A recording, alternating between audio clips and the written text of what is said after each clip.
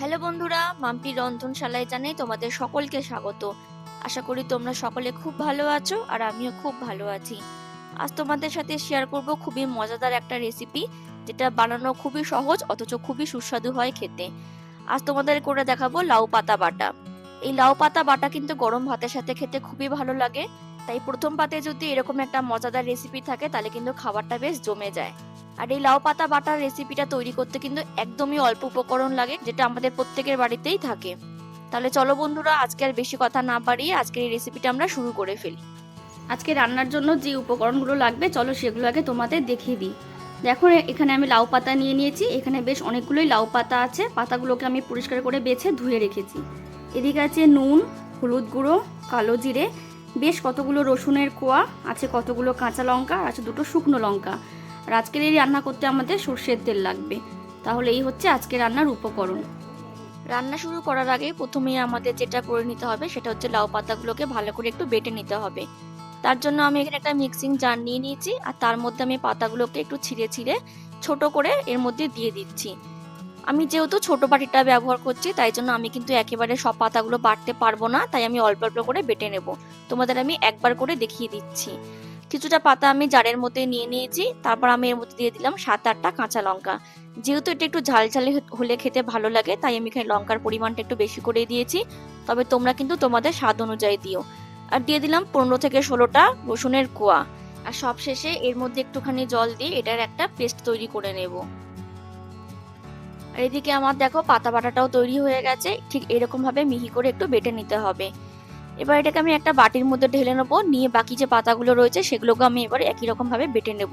তবে আমি কিন্তু আর কাঁচা লঙ্কা বা রসুন কিন্তু আর বাটবো না, ওটা কিন্তু আমি একবারেই প্রথমে বেটে নিয়েছি। আর এই দেখো, এটা হচ্ছে আমার সমস্ত পাতাগুলো বাটার পর এতটা হয়েছে। এবার আমি গ্যাসের মধ্যে একটা কড়াই বসিয়ে দেবো।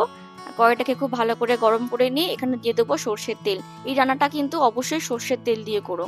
তারপর তেলটা যখন খুব ভালো মতো গরম হয়ে যাবে এবার এখানে দিয়ে দেবো দুটো শুকনো লঙ্কা। আমি লঙ্কা দুটোকে মাঝখান থেকে ছিঁড়ে দিয়েছি। আর তার সাথে দিয়ে দিয়েছি হাফ চামচের মতো কালো জিরে। তারপর কয়েক সেকেন্ড একটু ফোড়নটাকে একটু ভেজে নেব। ফোড়নটা যখন খুব ভালো মতো ভাজা হয়ে যাবে এবার এখানে সম্পূর্ণ পাতা বাটাটাকে ঢেলে দেবো।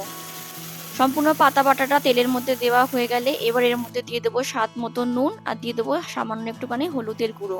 ব্যাস, এই হচ্ছে এই রান্নার মশলা। আর কোনো মশলা কিন্তু এই রান্নায় আর লাগবে না। এবার সমস্ত পাতা বাটাটার মধ্যে নুন আর হলুদটা খুব ভালো করে মিশিয়ে নেব। এখানে কিন্তু আমাদের আর কিছু করার নেই, আর কিছু দেওয়ারও নেই। শুধু এইভাবে ঘন ঘন একটু নাড়িয়ে যেতে হবে যতক্ষণ না পাতা বাটাটা একেবারে শুকনো শুকনো হয়ে আসছে। তবে এটা কিন্তু ঘন ঘন নাড়তে হবে, তা না হলে কিন্তু কড়ার মধ্যে লেগে যাবে বা পুড়ে যাবে নিচের দিকটা। এই রেসিপিটার ফোড়নে ছিল সর্ষের তেল, শুকনো লঙ্কা আর কালো জিরে, আর তার মধ্যে রয়েছে পাতার সাথে রসুনের কোয়া। সমস্ত কিছু মিলিয়ে কিন্তু একটা অপূর্ব গন্ধ বেরিয়েছে। তোমরা যারা এভাবে খেয়েছো তারা তো জানবেই, আর যারা এইভাবে একবারও খাওনি তারা একবার এইভাবে খেয়ে দেখো, খুবই ভালো লাগে খেতে গরম ভাতের সাথে। আর দেখতেই পাচ্ছ তোমরা, আমি কিন্তু এটা কন্টিনিউ নেড়ে যাচ্ছি। কয়েক সেকেন্ড অন্তর অন্তর কিন্তু ভালো মতো এটা নাড়তে হবে। আর দেখো, কিছুক্ষণ পর নাড়তে নাড়তে কিন্তু জলটা কিন্তু প্রায় অনেকটাই শুকিয়ে আসছে। এবারে সেটা দেখে কিন্তু বোঝাই যাচ্ছে। ঠিক এইভাবে আরো কিছুক্ষণ এটা রান্না করে নেব যতক্ষণ না পাতা থেকে একেবারে জলটা শুকিয়ে যাচ্ছে। আমি আরো কিছুক্ষণ রান্না করে নিয়েছি। এবার দেখো, পাতার মধ্যে যে জলটা ছিল সেটা কিন্তু একেবারে শুকিয়ে গেছে আর কড়া থেকে উঠে উঠে আসছে। যখনই দেখবি এরকম একটা দলা পাকিয়ে গেছে ভাববি কি হয়ে গেছে, তখন এবার এটাকে নামিয়ে নিয়ে গরম গরম ভাতের সাথে পরিবেশন করতে হবে। তাহলে চলো আমি এবার নামিয়ে নিয়ে এটাকে পরিবেশন করে দেখাই। আমার আজকে রান্না ছিল লাউ পাতা বাটা, যেটা কিন্তু একেবারে পরিবেশনের জন্য তৈরি হয়ে গেছে। আর তোমরা যারা বেশি ঝাঁঝ খেতে পছন্দ করো তারা কিন্তু খাওয়ার সময় উপর থেকে একটু কাঁচা সর্ষের তেলও ছড়িয়ে নিতে পারো।